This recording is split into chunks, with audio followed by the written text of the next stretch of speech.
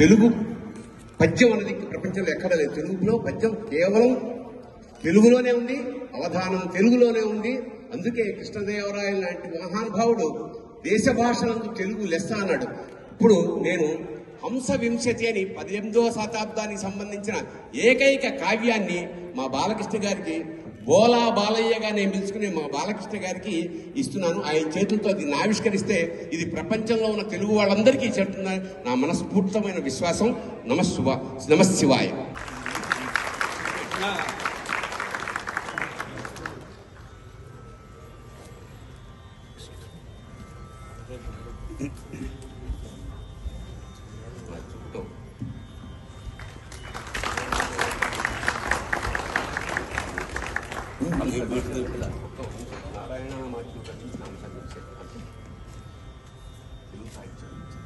అందరికీ నమస్కారం.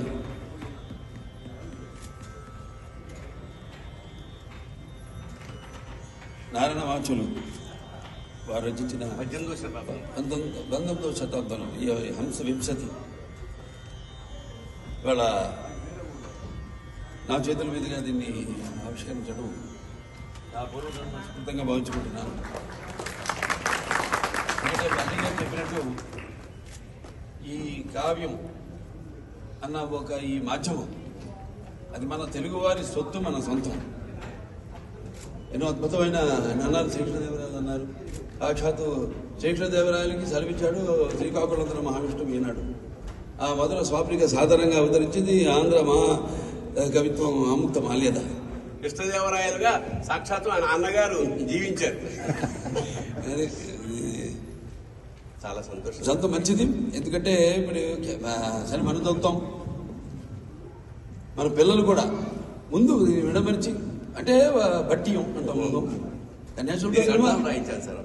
అదే ముందు అసలు ఏదైనా వేదమైనా సరే, కావ్యమైనా సరే పిల్లలకి ఇప్పుడున్న తరానికి కొంచెం అర్థం చేసుకోవడం కష్టం.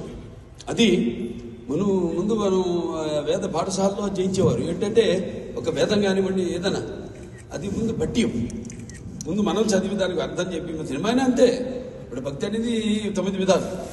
అందులో ఆ రోజుల్లో మన లిపి లేదు. లిపి లేనప్పుడు దాన్ని దర్శించేవారు.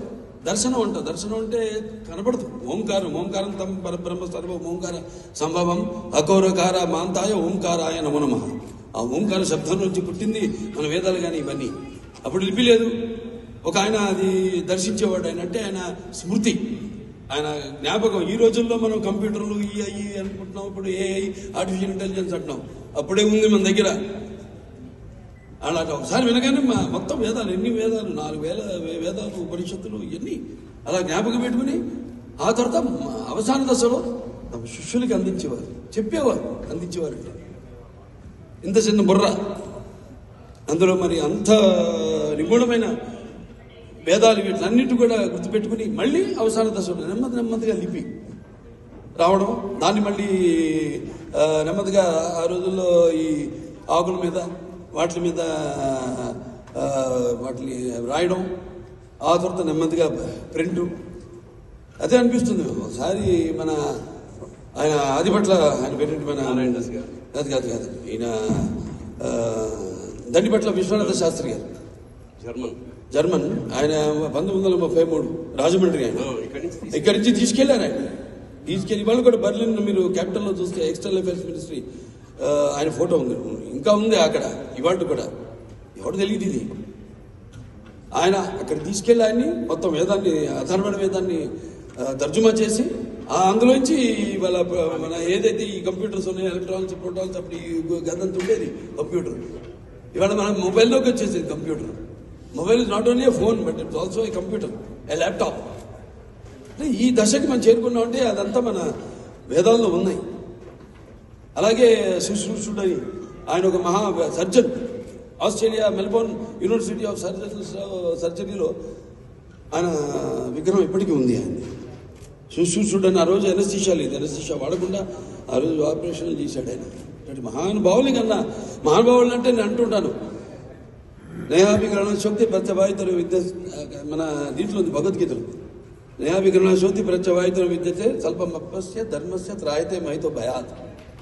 మహానుభావులు ఊరికే పుట్టరు, అప్పటి నుంచి పుడుతూ ఉన్నారు మన దేశంలో. కానీ వాళ్ళంతా ప్రాచుర్యంలో లేరు, వాళ్ళ మన దౌర్భాగ్యం. కానీ ఇలాంటి NATS North American Telugu association ఇదో 8వ ఈ ఉత్సవం జరుపుకుంటున్నారు ఇవాళ. నేను ఇది 3వ ఉత్సవానికి ఇక్కడికి ఇచ్చేశాను. మొదటిది నేను డలాస్లో, రెండోది లాస్ ఏంజలస్లో, ఇప్పుడు 3వ ఈ టాంపాలో జరుగుతున్న ఈ north American Telugu association society వాళ్ళ ఈ ఉత్సవంలో పాల్గొంటున్నందుకు ఇలాంటి ఒక అద్భుతమైన పుస్తకాన్ని నా చేతుల మీదుగా, భరణి గారి గురించి ఎంత చెప్పినా ఆయన గురించి ఆయనకి నాకున్నది వేరు, అది ఆయనకే తెలుసు, నాకు తెలుసు, అంతే. మా తరంగాలకి తెలుసు. అవే తరంగాలు అంటే వాళ్ళ టీవీలు కావచ్చు, లేకపోతే ఇప్పుడు మనం చూస్తున్నాం ఈ ఫైబర్ ఇది కావచ్చు.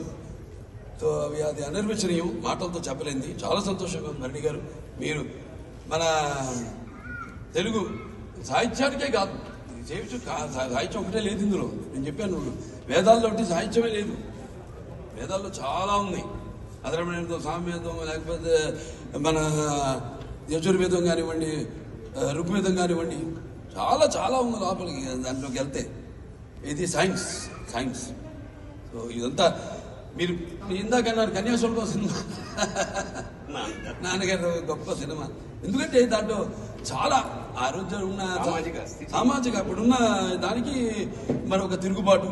మా గురజాడప్పారావు గారు మహానుభావుడు, ఆయన రాసిన ఆ కన్యాశుల్కం, ఆ పుస్తకం, ఆ సినిమా, నాన్నగారు ఆ సినిమా చేయడం నాకు నచ్చిన ఆయన సినిమాల్లో ది బెస్ట్ పిక్చర్ అది నాకు. ఎందుకంటే అది ఆయన పర్ఫార్మెన్స్ అన్నీ కాదు, పర్ఫార్మెన్స్ సరిగ్గా రామారావు గారి గురించి నేను చెప్పాల్సిన తరచు చెప్తారేమో ఆయన గురించి.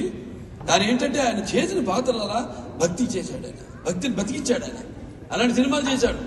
సంస్కరణలు తర్వాత రాజకీయాల్లోకి వచ్చి ఎన్ని సంస్కరణలు, ఎవరు చేయని సంస్కరణలు చేశాడు ఆయన. అంటే మహానుభావుల గురించి చెప్తున్నాను ఈరోజు. ఆయన కూడా మహానుభావులు భావానికి చెందినవాడే. మరి అటువంటి పుణ్య దంపతులకు బిడ్డలై పుట్టి మీ అందరి గుండెల్లో ఆయన ప్రతిరూపంగా నిలిపినందుకు విశ్వానికే నట రూపం ఏంటో చూపించిన రామచంద్రుడు, నా తండ్రి, నా గురువు, నా దైవం నందమూరి తారక రామారావు గారికి, ఆయన కొడుకు కానీ కాదు, నేను చెప్పాను నా గురువు, నా దైవం అని కూడా. ఆయన అడుగు జాడల్లోనే నేను నడుస్తుంటాను. ఇట్లాంటి పుస్తకాలంటే నాకు చెవి కోసుకుంటాయి. ఇటువంటి పుస్తకాలంటే ఇటువంటి పుస్తకం ధన్యునండి. అందరి కోసం పిల్లలకి మళ్ళీ చెప్తున్నా, బట్టిగా ముందు చదవండి, ఒక చాప్టర్ చదివి నెమ్మదిగా వాడికి అర్థమయ్యేటట్టు తర్వాత వాళ్ళ చేత చెప్పించండి. అది చాలా ఈజీ ప్రాసెస్. ఇంత పుస్తకం ఇచ్చి చదవమంటే వాళ్ళకి తెలుగు రాదు సరిగ్గా. ఇక్కడ నిజం చెప్పాలంటే ఇక్కడ వాళ్ళకి మీరు ఇంకా బాగా సంస్కృతి సాంప్రదాయాలు బతికిస్తున్నారు ఇక్కడ ప్రవాస తెలుగు వారంతా. ఇలాగే ఈ నాట్స్ వాళ్ళు ఎన్నో కార్యక్రమాలు పెట్టారు. ఇది కేవలం అందరినీ ఒక చోట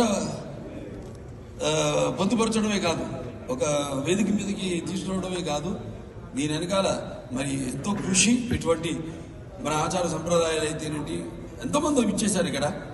నటులు అయితేనేమి, లేకపోతే కవులు అయితేనేమి, అందరూ రకరకాల ఈ కళల్లో చతుర్షష్టి కళలకు గానం చేయడం మన భారతదేశం. ఆ కళల వెలుగును ప్రపంచం నలుమూలలో ప్రతినింపజేసి మన దేశ ఔన్నత్యానికి కాపాడడానికి పాటుపడిన ఎంతో మహానుభావులు పుట్టిన మన దేశం నిజంగా కళాఖండ దేశం అని చెప్పుకోవాలి. నిజమే, కళ గొప్పదే, కళకు చావు లేదు, అది నిజమే. అదే ఇది. ఒకసారి అయ్యా 18వ శతాబ్దంలో అయ్యలరాజు నారాయణరామాచుడు రాసిన ఎన్సైక్లోపీడియా, ఇందులో లేదండి. పక్షుల గురించి, పశువుల గురించి, ఎన్ని రకాల ఉండేవి, అపరాలు ఉండేవి. అంటే బియ్యం ఎన్ని రకాలు, 128 జాతుల బియ్యం గురించి రాసేది. ఇది గనక పోతే మళ్ళీ తెలుగు లాలెట్టిపోతుంది. అందుకని దానికి సమర్థుడు. పద్యం అంటే ఇష్టం, తెలుగు అంటే ఇష్టం. మా బోలా బాలయ్య గారి అమృత హస్తాల మీదుగా హంసవింశతి రిలీజ్ అవ్వడం నా పూర్వజన్మ పుణ్యంగా భావిస్తూ శుభం భూయాత్ శివోహం. ధన్యోస్మి స్వామి, ధన్యోస్మి.